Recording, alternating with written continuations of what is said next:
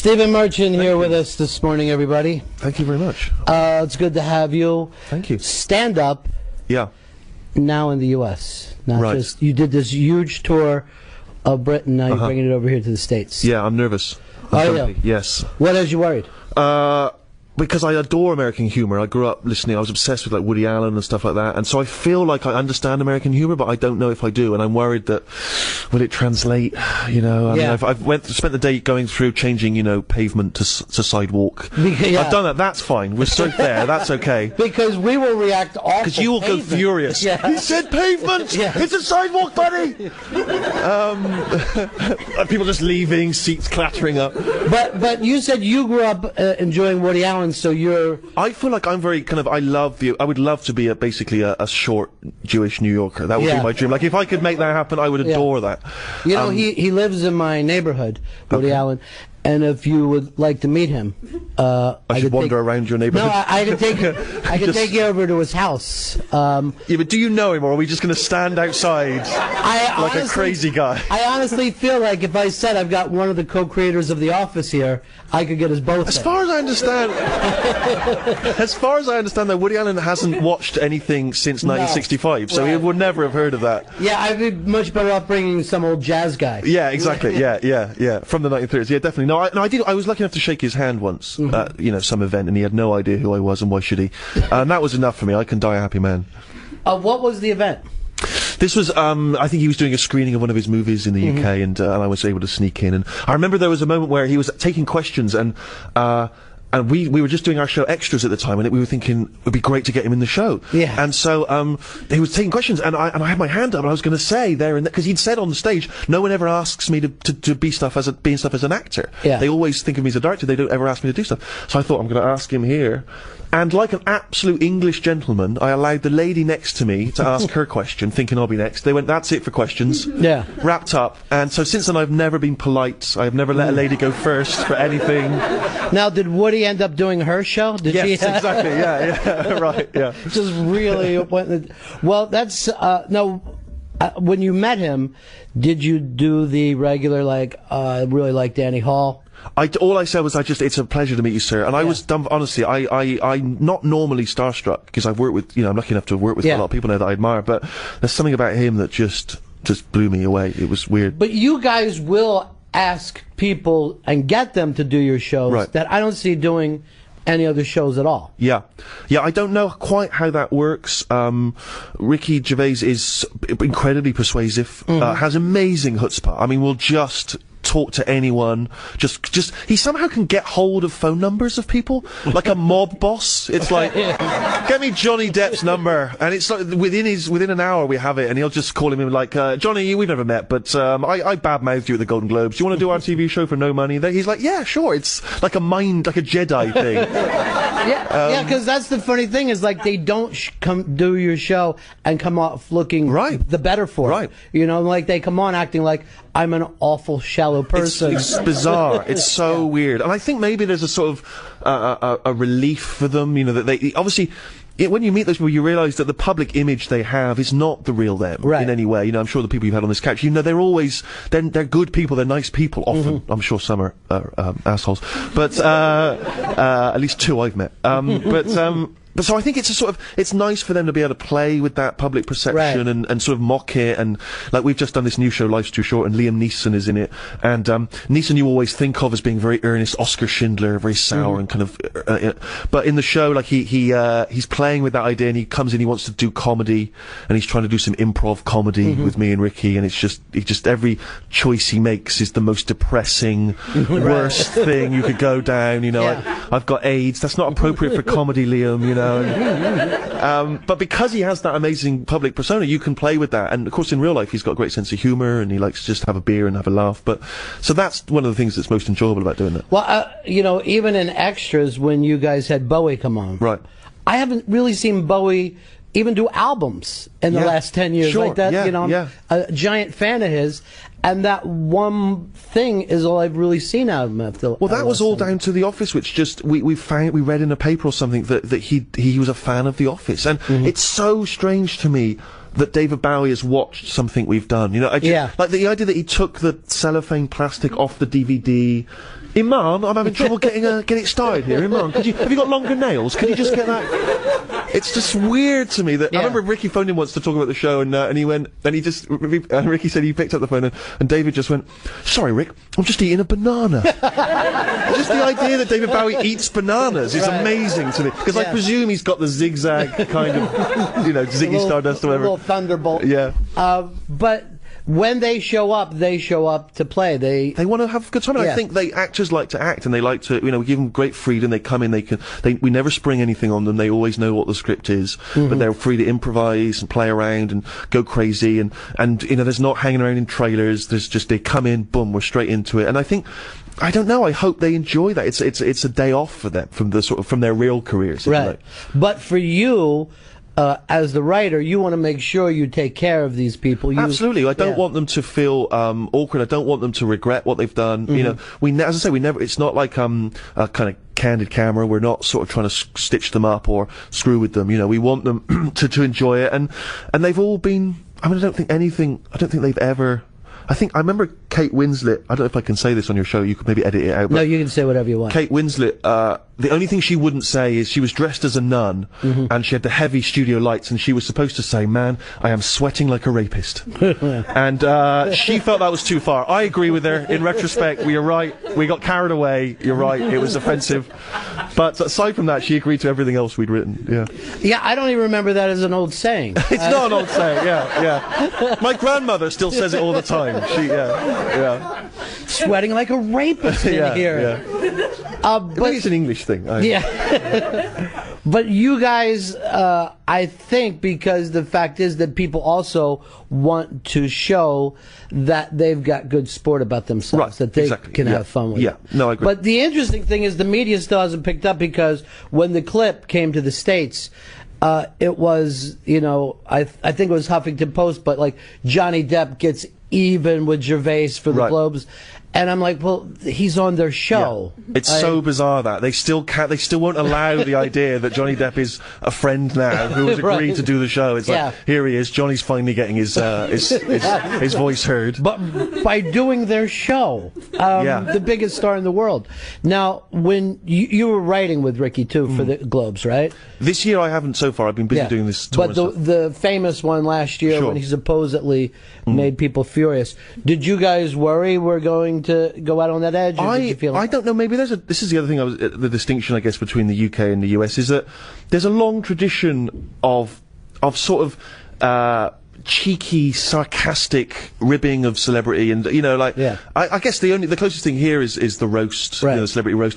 But you'll see that more often on award shows in England. There'll be irreverent. Jonathan Ross is a big TV name there, and he will host like a comedy award show, and he's very irreverent, and he'll mock the guests. And so I guess maybe that we just presumed that's a tradition that everyone has, and to us we genuinely did not think they were cruel jokes, and I still stand by a lot of them. I don't think they are. I don't think they're mean-spirited. I think to us, it's like, if you make a joke about Bruce Willis, he already won. It's Bruce Willis. He won the lottery. Yeah. He doesn't care what joke you make about him you're a short guy from Reading in England. He doesn't care. He's Bruce Willis. Yeah. He was in Die Hard. And I just think if you can't make a joke at the expense of a movie star, I don't know who's a valid target. It's not a nurse. It's not a soldier on the front line. It's a movie star. They're the best looking, highest paid people in the world. Don't make fun of them. Please don't. They'll be devastated. Don't. It's just bizarre to me. And I think, actually being there on the night, I think a lot of people really went with it. I think I felt like more it was like agents and publicists who were maybe jumpy more than the stars.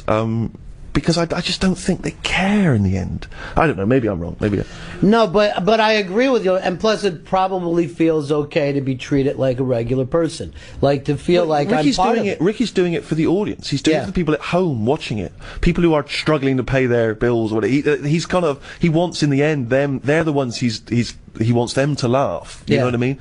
And I think he's always tried to do a sort of them and us thing. He's always wanted to sort of seem removed from wherever he is at that time. So when he's at the Golden Globes, he's the guy who's saying the things you shouldn't be saying. Right. And that's his angle, and that's his comic voice. But at some point, when you guys have had the kind of success that you've had over the last 10 years, you become the gang. You become part of the gang, right? Yeah. Sure. No, I know what you mean. And that's probably just when you guys are coming up to that point now. Well, Yeah, I would prefer, though, that you don't mention I had anything to do with that Golden Globe thing, because I'd like to continue working in Hollywood. So, as far as you're concerned, I had nothing to do with it. I would happily sell Ricky down the road for my own career. I don't care. Yeah.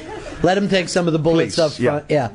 Well, I was really surprised you doing the stand-up tour, because I think very few people have produced the amount of shows that you have over the last 10 years. Then to add, okay, now I'm going to go out and walk that kind of high wire again and do a long tour, seemed like strange timing to me. It was exactly, I think, because I felt... I used to do stand-up years ago when I first started, and I stopped doing it really when the TV stuff happened and the awards started coming in. It felt silly.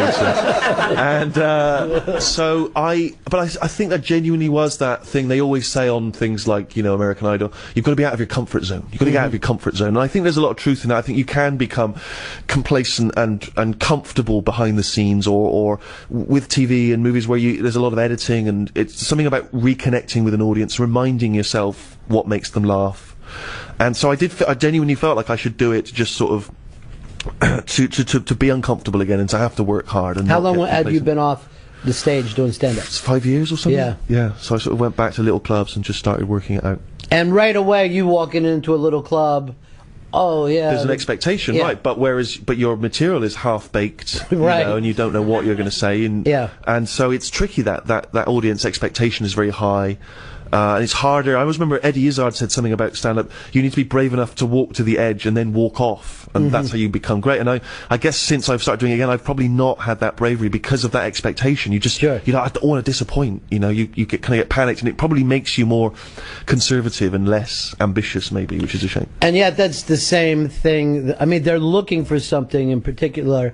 Like when you come out and they know you, you've got them for a couple of minutes. Right. But then right away they can start thinking, oh, this isn't as good as TV. Like, we had this audience for 5 minutes, and then did you notice we slowly start to lose them? We've lost them, They just slowly start to fade away, and they're going, I thought some of them are tweeting about how this was not what they were hoping for. Right. Yeah. But so someone's just wrote, he's sweating like a rapist. So, in a lot of ways, that makes it even more difficult. Well, I have the added complication as well, as I think if you became well known as a stand-up comedian, people at least know what to expect from your stand-up routine. But if you're known, as I am, in different ways, some people know me as an actor, or just from sort of being on a DVD talking about shows with Ricky, or on the podcasts we've done. They know me from different things, and none of them are quite stand-up, and they're not quite like my stand-up. So I guess I always feel there's people leaving the show disappointed. Like every stand-up show, I was like, that was not my thing. Not exactly what I was looking for. That's not what I was hoping for. Yeah. Well, do you feel like you found your stand-up voice now? Is this the persona? Well, it's funny because when I used to do it originally, I played more of a character. The character, I wasn't well known, so the character was kind of, the idea was me as a sort of arrogant comedian who no one had heard of. And I would come on and I would sort of berate the audience. I am huge in my hometown. You can't believe you've never heard of me. And that was fun. And when it went well, it was so much fun. And when it didn't, they just thought I was an arrogant comedian. Right. And they had no idea what was going on. But obviously I couldn't do that anymore because they would have just thought, why is he being so arrogant? This is such a horrible... So I had to go back and, sort of find the voice, rediscover it, and just basically rip off Woody Allen's act, but with an English accent. Yeah, he's not using it anymore anyway. He hasn't done it in some time. But, there are certain people that walked away. Woody walked away because he started writing. Eddie Murphy walked away at his peak. So it does happen, but we still, once you've done it, we still think of you as a comedian. Like, even though you've been off stage for those years, I would always say that you were a comedian. Oh, well, that's nice of you. Thank you. Yeah. I just think, I feel like this was me, like I was talking to Ricky about it, and he said, because I said to him, I'm exhausted, like, I can't do this again. This is my debut stand-up tour and my final farewell tour in one, I can't do this again. And he was like, well, you've made the mold now, and theoretically it should be easier next time. And I guess maybe then you can start to be more adventurous, once people sort of know what the stand-up you is. So maybe I'll do it again, but at the moment I feel like I'm too exhausted. Take another 5 years off. Take another 5 years off. Yeah. But the funny thing is about you and Ricky is that you never kind of stopped doing whatever. Like the fact that, you started in broadcasting, you go back and do podcasts. The same with your TV shows. It seems like you you know, a lot of people think, what is the next step? But you guys are keeping all these steps together, carrying them around. Desperate to not lose any of them. Yeah. I think you're right. I think there's an immediacy about broadcasting and about podcasting that you don't get with TV. You know, TV it's a much more rigorous manufactured process. You spend a lot of time, you fine tune it as best you can. There's a lot of editing, and whereas with broadcasting, you know, I just showed up today. You know, I didn't shave. You know, I've got no regard for the. You know, I'm a little hungover. You know. So there's an immediacy. We can just, you know, you can bring up a subject, we can just go down that road, and then people can hear it within, you know, short space of time. So I think there's something nice about that, and that's why I think radio has always been something appealing to me, because you can just be direct and. And why do you think that doesn't kind of translate to television, where you couldn't kind of do your podcast just walking out? You're right. I don't know. I wonder if people expect more polish. Maybe people just expect a show of some kind on TV. You know, they expect it to be more fine-tuned. Radio is more relaxed. It feels more like people in a bar having a conversation, I think, at its best. Yeah. So, like, a bit like this, you know, it's exactly like us having I always have a small audience when I go for a drink. This is actually kind of small for you. Yeah, you exactly. Have a lot more people. Normally I have like 250 people in any bar I go in. Yeah. But that is true, that if it was television, suddenly there would be this expectation of, you know, laughs per minute or whatever. And also, we wouldn't be allowed to sit here. Yeah. You know, we'd have to be moving around. The cameras would have to be moving. Like, people can't watch TV where anyone's static. Everything's got to be moving constantly now. Cameras are constantly panning. Right. While someone opens an envelope. Oh my God, what's it gonna be? Well, you brought up like American Idol and X Factor. There's just swooping shots, just constant lights flashing, voices. Yeah. And I like any of these shows that'll do an interview, 60 Minutes or whatever, and then suddenly halfway through the interview they're on the other side of the world. You know what I mean? Like, we've gone to the movie, we've gone to your hometown, and it all still takes 8 minutes. Yeah, right, yeah. But I'm like, oh, thank God, this is much more expensive. But also with radio, we can have a conversation, you know, with whereas like in TV it would have been this would have been just cut down to like 30 seconds. You know, I will sell Ricky down the river. Merchant says he'll sell Ricky down the river. Yeah, no context at all. That's the other thing that's always scary, I think, particularly I've noticed with like increasingly with the kind of modern journalism, is that any kind of irony and sarcasm is hard to put across because it's decontextualized, you know. So you'll read interviews in print that you've done, and I would make that joke in print, but you'd see none of that inflection in my voice, the sort of wink to the cap. So it just comes out as, you know, as a kind of cruel, mean thing to say or whatever. I'm very jumpy now about sort of interviews. Well, that's kind of what happened to Twitter, where somebody will tweet something, and then it becomes, they almost go back to it like the person had a press conference and came out and said, I'm going to say something awful about Obama. And a newspaper will portray it like they had spoken exclusively to the paper. Yeah. Instead of it's some guy who's literally half high watching TV, tweeting something like he's talking to his friends. But a lot of people in sports have been drugged down with that, and people in entertainment. And basically now people are saying, well, watch what you say. Be careful of what you say. That happens in the UK now, particularly.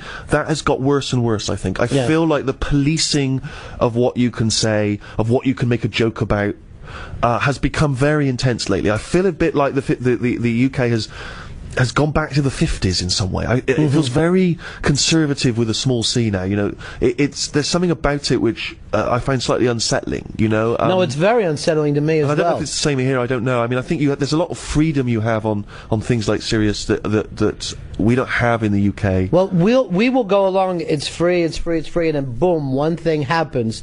But interestingly enough, people will think, let's say if you and I just said something off color today, the other people in the business would be kind of like, well, those two fucked up. You know what I mean? They don't see like we're all in this together in free speech. Yeah, no, absolutely. You know? And that's the thing. I remember when, I don't know if you're familiar, but Russell Brand, I mentioned Jonathan Ross earlier, they got into some trouble because they made some sort of crank phone calls and things, and this kicked off. This was huge, and like on the radio it got like 4 complaints. And then the papers picked up on it, and then it was 200,000 complaints. Yes. Old ladies who would never listen to Russell Brand going, he said what? I better complain. This is... And you know, and so now it's like there's in a desperate attempt to fill up newspaper column inches, and people are just leaping on everything and trying to make an event from it, make a story from it. Years ago, that would have just disappeared and evaporated. Exactly. Now we have to make it into a huge thing. Everyone's going to humbly apologize, and I'm so sorry. What was I thinking? And it's also funny too that you have to apologize to people who did not hear it. Yeah, they didn't I mean, they weren't part of this. Absolutely. It's one thing if you do something, your audience gets offended. Then I guess you do have a responsibility to a responsibility to people that aren't following you. Seems insane to me. That's bizarre, isn't it? Yeah. I do have that thing of, if you don't like something on TV or the radio, switch it off. Right. I'm sorry, you can switch it off. To get a complaint. But here's the other thing, Steve. What about the children? The thing comes up, what about the children, as if they're the most fragile creatures that were ever born. School is where you should be policing. Right. Oh, I did not hear a bad, foul word until I went to school. Right. Then I was in the playground, I heard every word under the sun. And then I was effing and blinding. Right. 3 days at school, I was like, a mobs, just like a hip-hop star. It was disgusting, foul-mouthed, exactly. You bitch. I'd never heard those words before I went to school. It is really too. If you go back to it, the first time that someone called you a motherfucker, you took it so literally. You know what I mean? Yeah. You're like, what, with my mom? What are you talking about here? No. This saying means nothing. Yeah, right. We want to pass the time. So, all right, then I'll pick it up and start saying it 70 times a day. I remember hearing. I don't know if I can say this, but say anything. When I was at school, I remember hearing the word twat. Do people say that here? It's a derogatory term, and I didn't know. I thought it was like a stronger version of twit, right? Like just slightly stronger. And I just started saying it at home, and it seemed like my dad had never heard it because he started saying it, and then I found out what it meant, so I just stopped saying it. But I didn't want to tell my dad what it meant, so my dad just carried on saying it. Like, at kind of Christmas dinner. I've never to this day told him what it means. Your father is the first adult to give in to childish, peer pressure. Peer pressure, right, yeah. It's so bizarre. He's saying at work, exactly, at church. Yeah. I got fired, and I don't know why. Yeah. But again, this thing could go along where it's fine like that, and then suddenly becomes, if somebody in the press wants to get a hold of it, it could be Stephen Merchant says he doesn't care about children. Right, I mean? absolutely, yeah, and I don't. You're absolutely right, but it's that you're absolutely right, and it's like someone could hear this, and or if someone was offended today, and they could sort of take a complaint out, and then suddenly, really, you're that offended? Because maybe I'm just. There are things I don't like, and there are things which I don't enjoy, and there's things which offend me, but I never complain. It never occurs to me to complain. It's bizarre to me. The idea of going on the internet anonymously. I'm furious. Yeah, exactly. I'm going to spell. I can't even spell, but I'm still going to write this. Well, what's funny, too, is a lot of the people who will do that are people at one point that liked you. Right. And then they decide you've done something that has crossed the line. It was like it was a personal thing to them. Yeah. No, the fans are the ones who turn the most. Because I think the average audience doesn't care what you're doing. Sure. The average audience is like, they're not going, Ricky Gervais did what? The Golden Globes? They couldn't care less. They're trying to pay their bills. They're doing their things. They're either amused or they're not. They're not sat around going, wonder what Steve Merchant's doing at the moment. Yeah. But there's the fans following every word. And so you do something that's slightly not what they were hoping you'd do, and they're furious. God bless the fans, it's great, but just, there's some of them which are psychos. Right. Absolute psychopaths. Psychos, God bless them. A small minority are crazy. Yeah. And when you first get fans, it's amazing. The first time you're like, oh, people do get me, and then you're going, oh God, these people who get me. Well, that's the thing. It's like I would consider myself a fan of many things. Like I'm a fan of Woody Allen, but I would never, when I shook Woody Allen's hand, go. I tell you what, I didn't like Woody. Right. I don't know if you've got 10 minutes. I'll tell you how you could have improved Manhattan. What you should have done is you should have done it in black and white. Yeah. That's where it's like people just will offer up an opinion to me. I talk about it in the show. A guy to me just said to me once, I saw The Office, not my cup of tea. I'll tell you where you're going wrong with The Office. Just offered up some opinions on how we could improve it. And, okay, thank you, but it's talking of fans. One of the jokes of the stand-up tour has been the idea that I was talking about how I've been searching for a wife. This was like just a comic conceit of the show, and I was in a supermarket the other day, and a woman came up to me with a kind of vague Eastern European accent, like she'd be the villain's assistant in a Bond movie. Like I wasn't sure where she was from. And she said, "Are you Steve Marshall?" I was like, "Oh, hi, how's it going?" She's like, "Oh, I'm a fan, and what's Carl Pilkington doing?" You know, and stuff. I was like, "Oh, yeah." Anyway, so I walked off, and then she reappeared again. She just kind of came around the corner, and she was like, "You're doing a stand-up show?" I was like, "Yeah." She goes, "You're looking for a girlfriend?" I was like, "Well, you know." She went, "Do you have a girlfriend?" And I just panicked, like, so I made one up. I was just like, "Yes, yes, I do." And she went, "What's her name?" Like, she started quizzing me on it. I was like, Alison? She's like, "Are you spending Christmas with her?" Then I was thinking, like, I've only just got a girlfriend. Would I spend Christmas? Is it too early to spend Christmas with her? Like, now I got a whole backstory I've got to create, like, no, we're not. And she's like, "Well, what's Alison doing?" I was like, "She's seeing her family. We'll probably see each other later." Like, just making it. And she was like, "Oh, that's a disappointment, because I would have been sort of interested." And I was like, "Okay, well, thank you, that's really sweet." And then I left, and then she was like lurking outside the supermarket just watching me, and then she started following me, and I went to get a coffee, and she was in the kind of line behind me in the coffee shop, and I was getting this is really making me edgy. And then I swear to God, she came up to me and she said, we were in this little mall, and she said two things. She said, "How'd you get out of this place?" And I sort of went over there, and then, I swear to God, and I don't know what this means, she said, "Are you a black man?" I don't know what that means. And I said, "I don't know what you mean." And I think what she was saying was, "I don't believe Alison exists in the same way that you're not a black man." Yeah. Like, I think it was a challenge, like, "Oh, you Alison? Or are you black? Are you Jewish?" It was so freaky. And then I just left, and I was looking behind me, like, is she following me home? I was so freaked out. Now that is a fan who is a psycho. There's the example of it right there, you know. And you're lucky because... We slept together, I'm not going to lie to you. Yeah. There's no sense not throwing that away. You know, but yeah.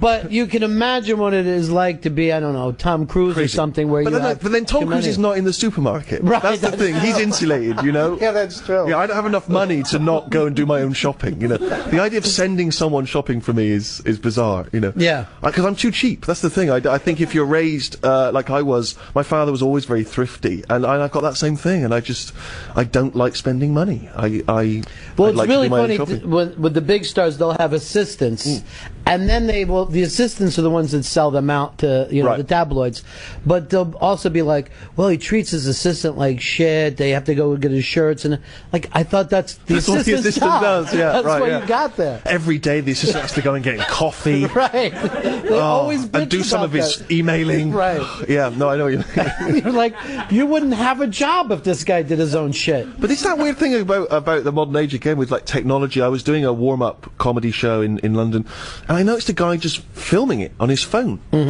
just filming like that. And after the show, I sort of said, "Excuse me, I don't mean to be rude, but were you filming that just then?" He was like, "Yeah, I'm going to put it on my YouTube page." And I said, "But that's my act, you know." He's like, "Well, yeah, but I can get loads of viewers, and it's going to really help me out." Yeah. I was like, "But this is my show. I'm going to put it on TV. Maybe what do you do?" And he couldn't compute that this was maybe inappropriate. And it's like, I remember growing up in the 80s, it was like home taping is killing music. Yeah. And, bootlegging, and you shouldn't do that stuff. Peggy. Simon Pegg. Come in.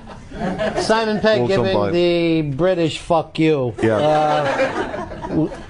But I think it's that and this guy was not young. This guy was like in his 40s. Like, he knows better than to tape a show. Right. And it's not that, yes, of course you're welcome to a record of it, but it was the idea that he was then going to use it for his own ends, and that the idea that this was to me, this is the same as if you came in a movie and you were taping a movie, and that to me is the same thing. It was very strange. And particularly with something like stand-up, where the second time people hear jokes, it doesn't kind of build for them. Yeah, now I like it even more. Yeah, it doesn't. But he was like, "I'm a fan," and again, it was like I'd offended him, in some way. Yeah. Oh, here's Simon Pegg. Come in, Simon Pegg. Hello, I was just looking for the toilet, and I saw my very good friend Stephen. So, yeah, so you thought to yourself, as you passed by, you saw a small audience, and what we were clearly recording. I was trying to give you the view. I'll tell you who I'm going to ask while he's taping something. It's I'll do this. Steve. Yeah. This is a very time-honoured he was giving the V's for the listeners. Yes. You guys got to go back early days? We met back in sort of office days, didn't we, at various award ceremonies where you would win awards and we wouldn't. Yeah. And I know that created a real tension between us, which you've only just got over. It was just, because Spaced was always up against The Office, and The Office rightfully took a lot of the laurels, and we were just like, oh God, it's The Office again. But then Simon started doing movies and would very graciously allow me occasionally to do a bit part in one of those movies. And you broke my leg in Run Fat Boy Run. I broke my leg. That's it. And I was in Hot Fuzz briefly looking for a swan. The swan, yeah. Right. But I Staker. My ambition is to become. I'm the guy. This is my dream. I'm the guy that when they can't get Simon Pegg for a movie, they get me. Like, that's my current ambition. You know. Like I was hoping there's going to be like a rip-off version of Mission Impossible. Yeah. Like Mission Difficult. Mission quite hard. It's like Joey Travolta is in it. You know. They got Eric Roberts. That guy. Yeah. So there was no place for him in Mission Impossible. There was nothing. I didn't get any say. I was I was pitching him to Tom. That would be fantastic. No. I'd have to kind of pull off a mask. it's my face, and then you pull it off, and it's you underneath. That would be great. Or Tom, even. That would be great. Yeah, you don't have to sort of. I love it. No, Simon made sure that he's saying Tom instead of we'd have to say Tom Cruise. You could just say Tom. I actually call him TC. All right, it's like close friends get to call him TC. Really great. I didn't know that. I hope he never hears this. Yeah. How come you didn't go hanging out the window of that giant building? I'm not insane. Is the answer to that question. Tom is literally mad for... Is he actually hanging outside? Yeah. He's amazing. He wanted to do that for, so that people watching the film would be like, holy Moses, it's Tom Cruise. And bless him, I love him. He's incredible. You really, I've saw the film, and you really do spend all the time going, get him back in. For me, it was like watching the film live. Yeah. It was like, if he falls, I'm out of a job. But you see, this is the thing, though, is because now, because of special effects, I would presume it was phony. Well, that's the thing, is these days, because you can do anything with CG, I think for him, he felt like, I have to do this for real. Because yes, but unfortunately, it means you've got to go to every possible broadcasting outlet to explain that it's real. I know. Well, that's why there were some shots leaked. I think it was like, okay, we'll go with this because people will go. Listen, I have to go and promote that film, so I'm going to leave you to your... All right, there he goes. Thanks so much. Thank you. Thank you very much.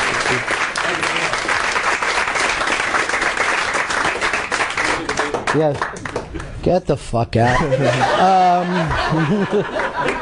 Do you notice how he was only in here for like 3 minutes, but he managed to promote the film? Like, he got it round the clock to Mission Impossible. Incredible, yeah. There's what a pro. Yeah, it was an amazing. Tom, that's Tom Cruise, said the most amazing thing to me, and Marty was there. But he's doing well, Simon Pegg. Yeah, he's doing very well. Yeah, good luck to him. Yeah. But you guys were all kind of came out the same time. I remember seeing Simon perform stand-up comedy at the first place I ever did stand-up comedy. Yeah, he was a few years ahead of me. He used to do stand-up. Because again, people don't know that Simon used to do stand-up comedy. He was brilliant stand-up comic. Yeah. And he, again, like a lot of people, he just stopped doing it, I guess, again, when you're making movies with Tom Cruise, you are not stepping around doing tiny clubs with guys video filming it. Just jotting things down. See if this works for you about Pop-Tarts. But that's the thing, imagine him going on stage now. I was working with TC. Sorry, I didn't explain who that was. That's right, I thought you were in my world for a second, but you're not. Yeah, exactly. But that's kind of cool, though, that there is that kind of class of guys that came out at the same time. Right. And you guys, you and Ricky both, I think, seem to still be pretty grounded in the fact that you're working. I have cultivated the illusion that I'm still grounded. I was telling my assistant that earlier, as I sent her out for shirts and coffee and no, I hope so. I think it's scary how insulated you can become in the show business world. I remember when we first went to the Golden Globes, the GGs. Was TC there? The TC was there. Yeah. He was, in fact. And but I remember I'd never been in a limousine before. I know that seems great, but in England, limousines are we very rarely see them. And we got picked up at the airport in a limousine. I couldn't believe it. I was so knocked out, and then a couple of days later, they picked us up to take us to the awards. and the limousine was slightly smaller. And I remember I was like, "What? This is smaller. What's the story here?" Right. Like, it's amazing how quickly you start to become an asshole. Right. It's amazing how quickly. So I don't know how, when you are surrounded by, you know, people and you don't have to do your own shopping, how you ever remain normal in any way. But that is the thing. As soon as you've had a hotel suite, a room now looks shit to you for the rest of your life. When you turn left on a plane, you are not turning right again. Right. Ever. Yeah, I will not go somewhere unless I can have upper class. I'm sorry. I'm obsessed with air miles now as well. I'm obsessed with air miles. I can't, because again, it's the thing. I don't care how wealthy you get. $3,000 or whatever for a first class seat is insane. Yeah, who is paying that money? When is that ever? It's a comfy chair that you've hired for a couple of hours. You're gonna pay $3,000 or whatever. So I'm obsessed with air miles, which again I'm hoping is keeps me grounded. That's a really nice normal human thing. I'm just really obsessed with air miles. So like a regular person. Yeah, like a regular person. But you know, I think you guys work in this a lot, and it reminds me of the Christopher Guest films. A lot of what you guys seem to do is people who have ambition without the work ethic and talent to back it up. Sure, right. They want to get there quick and yeah. I think it's sort of. I was saying something earlier that particularly nowadays, and I think one of the reasons why extras we explored the celebrity thing is that. When I was growing up, you know, TV shows like Fawlty Towers, I don't know if you had Fawlty Towers over here and stuff like that, the aspirations of those characters was to be sort of socially upwardly mobile. Like, you wanted to be Lord of the Manor, you wanted to be hanging out with the gentry, you know, you wanted to be kind of thought of as grand in the local town, you know, you want to be friends with the mayor. That was a sort of aspiration, particularly in the UK, I think, that class thing. And it seems that somewhere along the line, particularly in the 90s, that has changed, and now people want to be famous, or they want to be friends with famous people, and that celebrity has sort of replaced that, and it's the aspiration people have. Maybe that was always the case here, I don't know what it used to be here. Maybe it was money that people always aspired to, but it does seem that celebrity now is a driving force of so many people. You know, when they did Marty Scorsese did King of Comedy. Right. Rupert Pupkin was like a freak. Yeah. Where now that character, we all have that guy in the family. It's ahead of the time, wasn't it? Yeah. It's ahead of its time. It didn't really do well, but now it seems so prescient. Yeah. And I know that seems rich, being someone who has a certain profile, but that's the thing, is to me, like, sort of being in it in some way. I'm constantly I'm constantly fascinated by the egos at work, the desperation, the fact that, you know, even though you can be very famous and successful, you know, I've met people, they are still dicks, you know. Sure. It's like if you want fame, if your dream is to be famous, you will never be famous enough. Right. It has to be a byproduct of something else. I love writing, I love doing comedy. That was the thing, you know. It never occurred to me to try and get my face in the paper. It was about doing the work, and then from that you have a degree of celebrity. But if your pursuit is fame, you will drive yourself insane. Well, the interesting thing is that you've actually sat down and created something, not you know, in the tradition of you know, work, in the way that, all right, there's a beginning, middle, and end. Here, take a look at it. Where now we want to be famous, put a camera, follow me around. And it should work out great. You know, my life is so fascinating. And it was the thing we tried to do with The Office, was like the idea that he thinks he's in control of what the camera is doing and how he's going to represent himself to the world.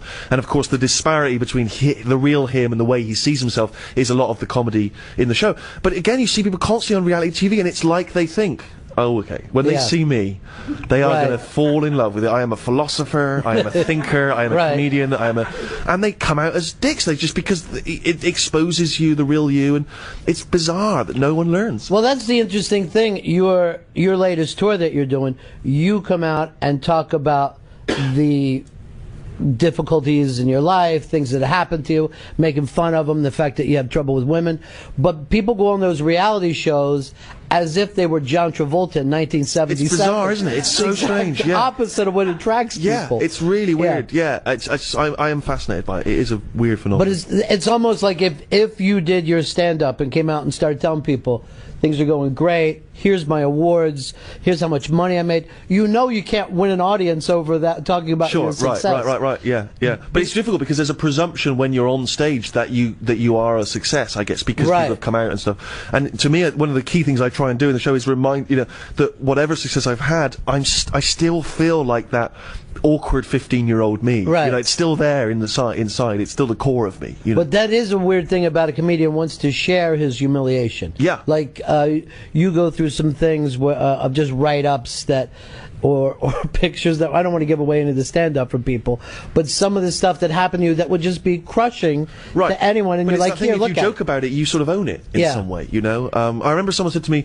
do you think when you I was very self-conscious growing up because I was very tall, and that made me, and I was a bit awkward. This will surprise you, but I was a bit of a geek. And, no. I know, it's weird to hear now. And I suppose, someone said to me once, do you think the reason you did comedy was because it's a way of controlling when people laugh at you? And I think maybe that's true. It's like if you are mocking yourself, then who can attack you? Who can mock you? Because you got in first. You made fun of yourself first. You know? You know what? I've heard something very similar to that line too, from Harry Shearer, who, when he did this show, told me what a huge fan of you that he is, that he sat down and talked about you for a couple of minutes, and oh, that's very sweet of him. To me, it was like an amazing thing, because I was actually one of the few times I'm like, I'm really jealous about that. I want Harry Shearer to say that. Oh, he's amazing. In fact, weirdly, I did a show not unlike this in the UK with Harry, and he's amazing and an absolute genius. I think curiously underrated. Like, I think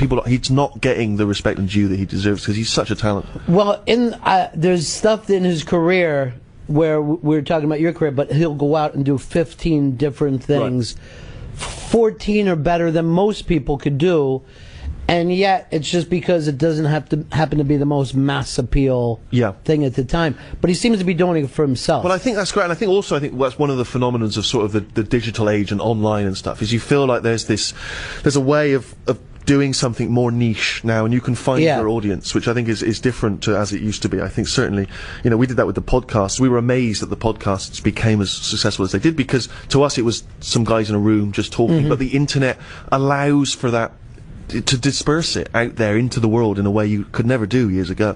I'm sure that's a lot to do with the success of The Office, was just that you could see clips online, and people could see it in this country, and bootleg it, download it illegally, you know, which I don't get a penny for, by the way, so don't do it. Because I think sort of in the 70s, you know, I didn't see a lot of, when I was growing up, it was harder to see American shows. Saturday Night Live was never on British TV. Yeah. So it wasn't until much later I could go back and see old clips of, you know. Well, even in The Office, you could tell that you weren't making it for an American audience, because so many references. I still don't get places or whatever. Which I thought was refreshing. The other thing that I loved about The Office, that American TV had fallen into this bit where the star of the show was the straight guy in the middle of this wacky office. Right. But you guys really went to this guy's somewhat of an asshole, and everyone else is just trying to do their work.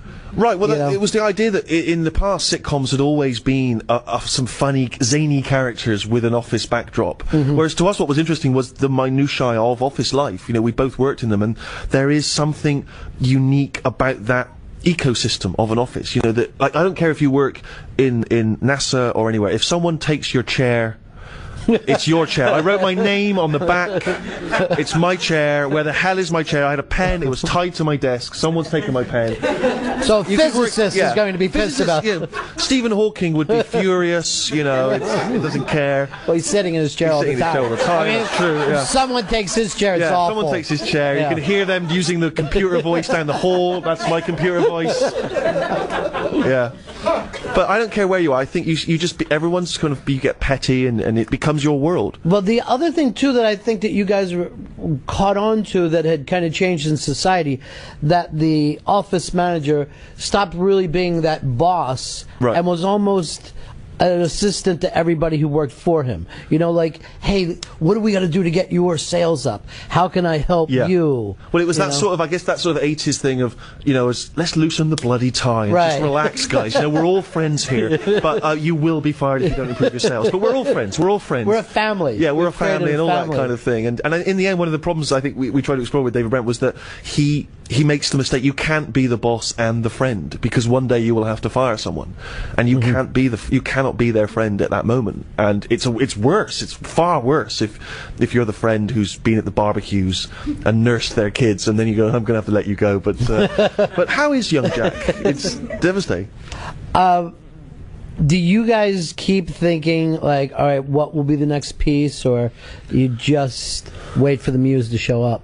I feel like I wish there was more of a game plan than there is. I don't know. I feel like I'm very exhausted at the moment. Like I feel like I've been working solidly for sort of 10 years, and I do feel a little bit like I've run dry, right? Kind of creatively. I need to sort of take a rest and kind of revitalize and reconnect with things. And are you able to do that though? Does it feel like that's? I'm just going to hang around in supermarkets, and after a while, there's someone, a character is going to appear that's going to motivate me to do something. But you know, when you sit down and look, you've done so much in 10 years. You've pretty much put together at least 20 years worth of work. Wow, in the last 10 that's years. Really sweet of you. Well, there's what, 4 or 5 TV shows, the movies, you're in video games, stand up. It's kind of ridiculous. No, I am. I'm exhausted. I'm burnt out. I'm absolutely burnt out. And in fact, I might just take the rest of my life off. Right. That would be absolutely ideal. Yeah. See, I think it's a problem that you are a fan of Woody Allen, and he did do at least a piece of genius work every year for about 25 years. It annoys me when I see people, kind of sneery critics, writing, Woody Allen seems to have lost his muse somewhat. The man's almost 80. Right. He's been making a film a year since 1968. Right. You should be so lucky that you've made even a third of what he's, it does frustrate me that when people... I love when anyone does there's been a fall off since the Annie Hall Manhattan Peak, and I'm always like, well, who else has done comedies better than that? There's a great quote from Joseph Heller where someone said, you've never written anything as good as Catch-22, and he said, who has? And I just think, what a great response, it's like... It is true, though, right? Like, why are you... And I guess you'll be competing with The Office. Yeah, but again, I think that's true, and I think it will always be an albatross to a degree, but I think... I'm sort of proud of it, and all I ever wanted to do from a young age was to do a sitcom and be involved with something that I was proud of. And if we never do anything as good, then I don't know, so be it. But it's there, and in the end, it's TV. I'm not a politician. It's not as important as it's easy to think it is. When people come up and they're nice to you and complimentary and they talk about this, you can start to think, yeah, you're right. It is pretty important what I do. But in the end, I think I'm trying to fill up the hours before I die. This is what I've got. Yeah, I'm sorry. I don't want that in a depressing way. That's not a depressing thing. There was someone very depressed. Yeah, that's not a depressing thing. That is literally, He's going to die. Yeah, one day I won't be here, and he'll be gone. There's nothing we can do about that. But you guys still do like to walk up to that line and jump off, as you brought up earlier. I mean, the fact that I'll watch and something will come up where you're going to play around with disabilities or, mental problems or whatever. And that seems to be something that is almost like a go-to place. Like, can we get in and out of it? I think my stand-up is much less edgy in that regard. It's more personal. I guess when I come together with Ricky, that's territory we tend to go into. But I think hopefully it's always done. I always try and make sure it's done with we've thought it through. We're not trying to pick easy targets and be shocking for the sake of being shocking. We're trying to venture into that territory which people feel uncomfortable exploring, because I think, disability, for instance, it's easy to just sort of ignore it and push it into the corners and just nod and be polite. And I think it's good to bring that into the kind of comedy spotlight, right? Because I think that way you explore it, and I think you make people less uncomfortable the more you joke and laugh about it. I always thought that was what was so amazing about someone like Richard Pryor, was that the sort of way he addressed race is what it feels like he was feeding into the loosening up of that, and the more he was honest about that, the less easy it was to be racist. It's like, but don't you see this man, this human, this emotional being here? He's a man, and how can you now be racist? And it's the same to me with exploring any territory. The more you talk about it, that can only be a healthy thing. You know what I mean? It shouldn't be shunned and put into... So like this new show, Life's Too Short, we've done in it, and it was kind of, the idea came from this dwarf actor, Warwick Davis, and we worked with Warwick, and he said we should do a show about a little person, and inevitably you're going to go into uncomfortable territory, but it's like you need to constantly remind people, Warwick co-created this show. It was his idea. This is drawn from his life, his experiences. And people in the UK are still kind of, oh, really? Yeah. But it's like, but this is his life, and he's not playing a leprechaun. He's playing a human being. He's a real man with demons and frustrations, and I hope that's a healthy way to approach comedy, you know. But now that's that challenge that you guys seem like you have to go back there, no matter what happens. It's. Maybe you might be right. Maybe we've painted ourselves into a corner. Well, because maybe I'll just do a music. I'll just do a musical next. It'll be like High School Musical. Yeah. Well, Cemetery Junction, which was this kind of smaller coming of age film, I thought it was a really, really perfect for that time period that it went back, and it was really specific to it. But it certainly wasn't broad. You know I think we were trying to do something different now. We were trying to be more charming, I think, and more sort of nostalgic. And because we are, you know, although we do edgy stuff, that's not everything. That's not the sort of being heart of us. You know, we're sentimental, and that film was kind of inspired in part by a Bruce Springsteen lyric at the end of Thunder Road. He said, there's a line where he says, "It's a town full of losers and we're pulling out of here to win." And that song, like, both Ricky and I adore that song. It's so cinematic, and something about, you know, kind of teenage life and sort of breaking free and sort of that following your dream thing. It may seem corny, but it just seems to me as important now as it did when I was 15 or 16 and thinking, what am I going to do with my life? And again, it's easy to sort of, I often think, again, you know, if you're doing something interesting or you're in somewhere like New York City, you forget that there's people who aren't. There's people that are out there in their tiny little worlds, and maybe they want to get free, but they're from a background that says, doesn't happen to you. You just work in the local petrol station and live your life and get married and have some kids, and don't follow these pursuits, don't follow your dreams, you know. And I remember that even when I was at school, you know, my parents weren't like that, but people I went to school with, it was like, you want to do comedy? Are you a maniac? John Cleese does comedy. You don't do comedy. Who the hell are you to think like that, you know? And I just think that's such a despairing way of looking at things. And I grew up in the same kind of neighborhood where people were like, you're going to be born here, live here, die here. That's plenty, but you'll get really fucked up on liquor and drugs, and it'll be great, you know? Like, we'll make something out of it. Why not become high. successful and then get fucked up on liquor and drugs? And get even better drugs. But you're right about that it almost seems this thing of the fact that it stopped being about work. In other words, it became about being famous instead of maybe you can write your own Thunder Road, not be the guy who wrote Thunder Road and have a huge house. Right, exactly. You know? Yeah, maybe one day you could write a song that good. I would say, rather than I would love to be Bruce Springsteen. Apparently he's got a private plane. It's like, that's what you want? That's the thing that's important to you? Yeah, because if you went back to Bruce Springsteen, he's constantly trying to get back to Thunder Road. He's such an inspiration to me, because again, he's one of those people who he's always doing something different. I think he's always pushing himself, he's always challenging, you know. He did that album of like Pete Seeger folk songs, you know, and he could just rest on his laurels and just play stadium tours and never, but he's always trying to do something, and I just really admire that, people that get into that place. And yes, he'll never do another Born to Run, probably, because that was of its moment and he was fresh and new and no one had ever seen anything like it, but he still does amazing work. And it's funny you were saying about kind of taking quotes out of context and stuff, and Ricky always cites something where he was on a red carpet at an event and someone said to him, "What advice would you give to someone who wants to be famous?" And he said, "Kill a prostitute." And that's a great line. But people took it out of deliberately, and they used it like, Ricky Gervais thinks you should kill a prostitute to be famous. It was a joke. He was being facetious at your inane question. And it's the same thing, but that's it, yeah. Well, if you have taken anything out of this show today, folks, it is kill a prostitute. Yeah. Stephen Merchant, let him Thank you, guys. Thank you very much. Thank you. Cheers. Brilliant. Thank you. Thank you very much. And Simon Pegg we should thank as well. Simon Pegg, yeah.